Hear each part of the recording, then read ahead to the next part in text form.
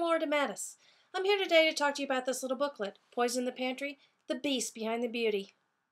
Beast, you ask? Did you know there might be a connection, and probably is a connection, between your makeup, creams, and cancer? Did you know that the cosmetic and personal care product industry is not really regulated by the FDA? It's a self-regulated industry, which means it's not really regulated. There's no pre-market toxicity testing required. Labeling is iffy at best. And that there are many, if not hundreds, of highly toxic, cancer-causing, mutagenic, brain-damaging chemicals in many of the products that we apply to our bodies every day. Now, the industry says that, you're not eating it, so no harm done. But that's not true. The skin absorbs 60% of whatever is applied to it.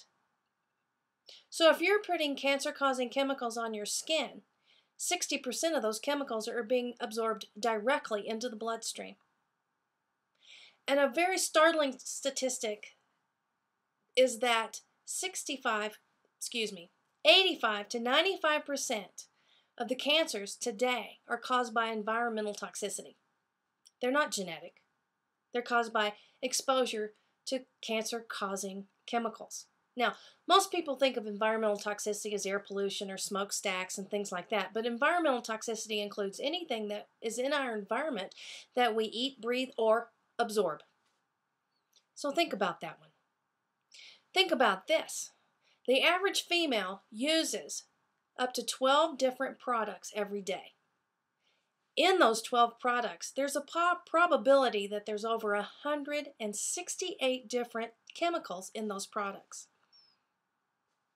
Most of them cause cancer. Most of them are toxic in some form or another. Now, the industry also says that, well, if you're only 1 part per billion with this particular chemical, it's not harmful.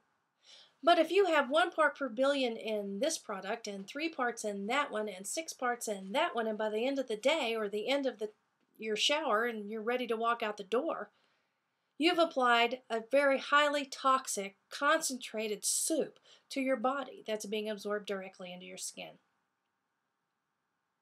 Something to think about, huh? A couple of things I want to bring to your attention that are very important to me are skincare products and everyday products like shampoo and hand creams that contain a product called sodium lauryl sulfate. Once again, it's one of those industry standards. It's in many products.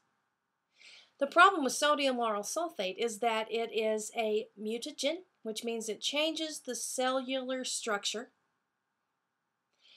In some tests they've done, they found that just at a 15% concentration, some very serious health effects were experienced by the lab animals. And that SLS in a lot of baby products is up to 50%. Because SLS is a surfactant and it takes the irritation out of the soaps. It's still toxic, but they put it in high concentrations in products that, like shampoos and soaps that may get in our eyes to take the irritation out of there. The side effects are not worth it. There's products that are on the market that are safe and non-toxic that do not contain SLS. Another one of the everyday products that many, many women use are hair dyes. Dark hair dyes are very toxic. There have been studies done that have proven that women who use dark hair dyes over 20 years have a 40% higher chance of non-Hodgkin's lymphoma. Something to think about, and something that all women need to know.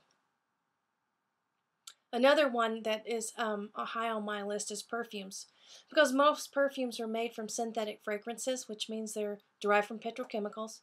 They cause changes in blood circulation in the brain. They cause headaches, asthma. They're very, very highly toxic. One other thing I want to mention to you to look for on your labels are parabens. Parabens are mutagenic. They're hormone disruptors. They have been known to cause infertility and deformation in babies. Parabens, you need to read all your labels. If it says methylparaben, propylparaben, hyperpropylparaben, any of those parabens, don't buy the product. Find one that doesn't have it in there. It may be difficult if you're shopping at a regular grocery store or drug counter, but you can find them. They are available, and they're well worth the effort. Parabens have been banned in Europe, and they're starting to be banned in some states in the United States because they're highly toxic. So read labels. You'll be surprised.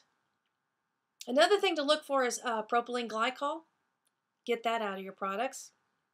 In fact, if you want to know what to get out of your products, look on the website poisonthepantry.com and look for this little booklet, The Beast Behind the Beauty. You, your children, will live a longer, healthier life if you'll do that for yourself.